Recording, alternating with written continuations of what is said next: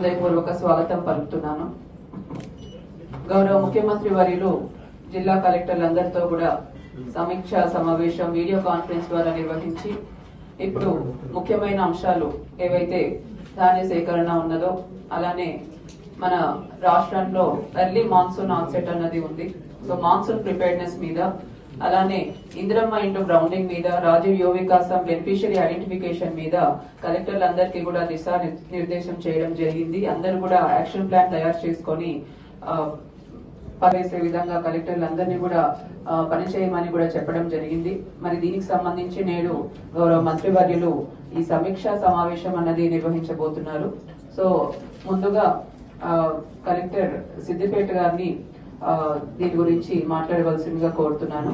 మెదక్ జిల్లాకు సంబంధించి 4 ముఖ్య అంశాలు: paddy procurement, monsoon preparedness, agriculture, అలానే ఇందిరమ్మ ఇండ్లు మరియు రాజీవ్ యువ వికాసం పథకాలకు సంబంధించి సమీక్షా సమావేశాన్ని నిర్వహించడానికి విచ్చేసిన ఉమ్మడి మెదక్ జిల్లా ఇన్ఛార్జ్ మంత్రులు, అటవీ పర్యావరణ మరియు దేవాదాయ శాఖ మంత్రులు శ్రీమతి కొండా సురేఖ గారికి, అలానే స్థానిక మంత్రివర్యులు గౌరవనీయులు రాష్ట్ర వైద్య ఆరోగ్య శాఖ మంత్రులు గౌరవనీయులు శ్రీ దామే, నారాయణఖేడ్ శాసనసభ్యులు గౌరవనీయులు శ్రీ పట్లోళ్ల సంజీవ్ రెడ్డి గారికి, గౌరవనీయులు ఎమ్మెల్సీ శ్రీ అంజిరెడ్డి గారికి, టీజీఐఎస్సీ చైర్పర్సన్ శ్రీమతి నిర్మలా జగ్గారెడ్డి గారికి,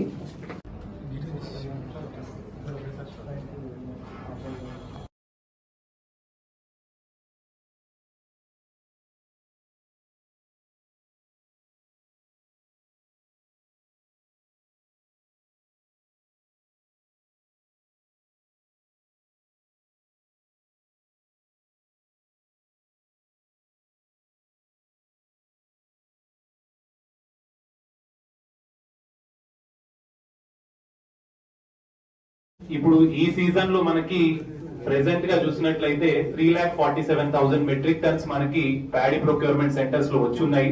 అందులో మనకి సన్న రకము సుమారు 9,673 మెట్రిక్ టన్నులు ఉంది.